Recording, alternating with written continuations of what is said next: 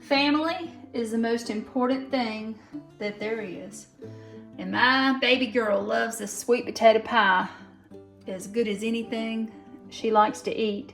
And so I'm dedicating today's video to her, and I hope and pray that y'all enjoy it. Please watch it in its entirety because there's some secrets that you need to know about. And always use roasted sweet potatoes. There's my sunshine. Y'all enjoy. For this wonderful sweet potato pie, we're going to start off with 4 medium sweet potatoes that are peeled after they have been roasted. And they can, if they're cold, if you've had them in the refrigerator, heat them up in the microwave a minute in a microwave safe bowl to get them pliable, because we're going to mix them up with a lot of other ingredients. I like to do my wet ingredients first, and what I start with typically, because it is warm coming straight out of the microwave, is 1.5 sticks of butter, which is 3/4 of a cup. There it is with the sweet potatoes, and we're going to blend it in.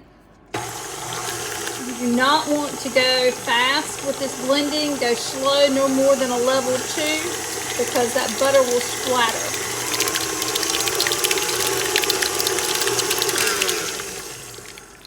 Okay, now we're going to add a small can of evaporated milk. It is 5 ounces. Make sure you wash the tops of your canned goods before you open them or use them, because they've been sitting on a shelf for you don't know how long and what's been touching them.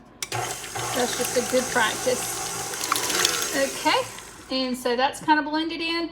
Now that's cooled down the mixture a little bit, because we're going to take next 4 beaten eggs. And not beaten to death, but just with a fork, I beat it probably about 30 strokes or so, just so that the yolk is blended in with the whites.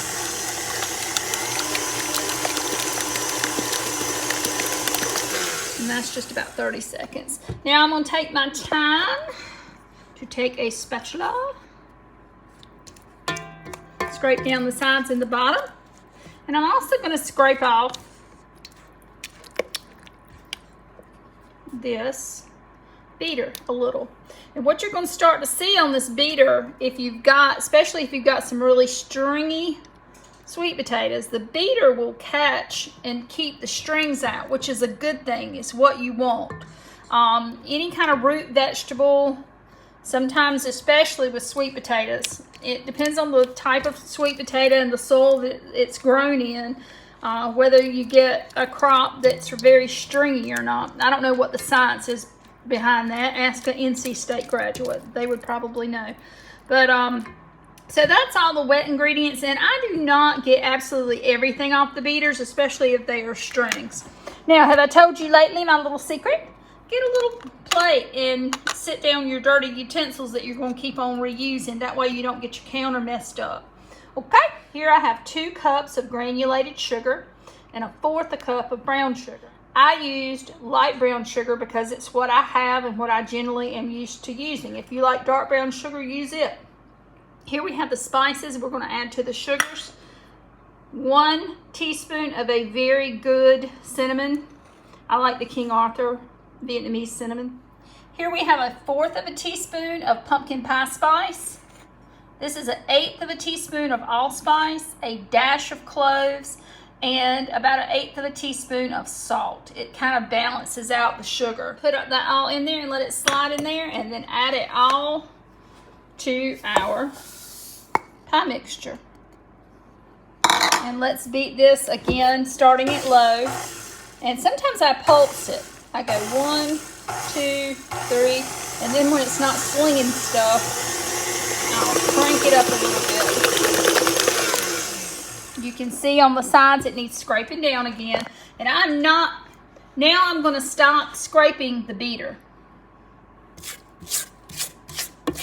But I am going to scrape the sides, because I want the beater to catch any strings that we might have. Now we're going to go a little bit higher.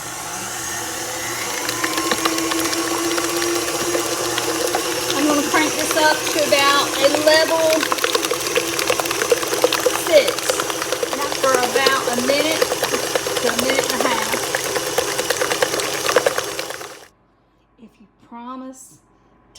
like, share, and subscribe, and get 4 friends to subscribe. Come on now. This is the secret little ingredient. At the very end, you add 2 more tablespoons of melted butter and work it in. And that gives it the extra richness.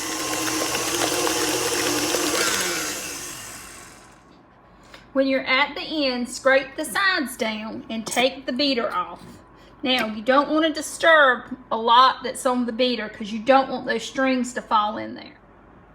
Okay, I'm starting off with that rinsed beater, and I scraped down the sides, so we're going to let it go for 1 more minute to catch any more strings that it might have in it. This is a secret to a very smooth pie. I've just removed it from the final beating, and I'm going to gently, just gently, shake the beater a little bit. I do not want to disturb any little last bit of strings that it may have in it. So I'm going to put this in the sink. A lot of times you're making a lot of pies for a big family, and you can just buy these. And if you have any spots on your pie crust when you open yours that are cracked, take a little warm water and press it back together. With that warm water, you can seal it back together, but these turned out really good. I'm going to pour about halfway full. I have a spoon that I'm going to start spreading them around, and I do my little side-to-side zigzag. Turn it around by half, side-to-side zigzag. Again, side-to-side zigzag.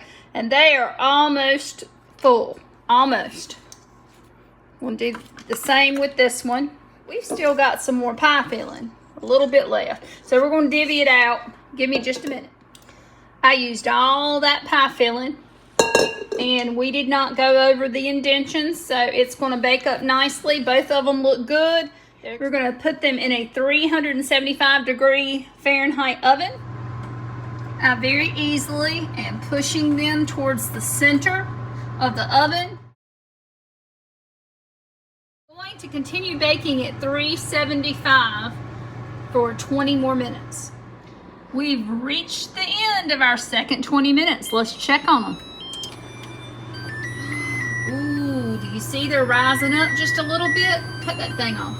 Now they're also turning a little brown, but they're not quite ready. I'm turning the temperature down to 350, and we're going to cook them again for 10 more minutes. Look at there, look at there. That 10 minutes at 350 was a charm. We're going to get them out and let them cool.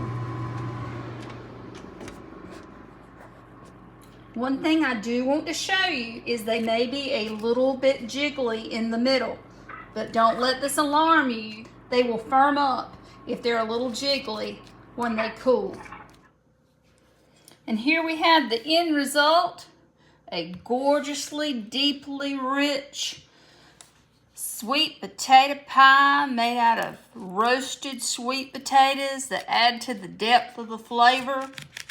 We have a special technique that's used so that you have delicious, wonderful flavor and texture with no strings from the fibrous part of the sweet potato. And we're going to put this on this plate, and we're going to try it. And I'm going to take some pieces to some folks that could use some sweet potato pie today, because I love them. And you know, that first piece always makes a little bit of a mess. This recipe makes 2 pies. So you've got one to have, and you got one to share or to take to work. And they will love you for it, I'm telling you. Let's get a sample of this deliciousness. You can warm it up if you want to, but I like it just cool. The morning after, a slice with a cup of coffee, if there's any left, is delicious for breakfast.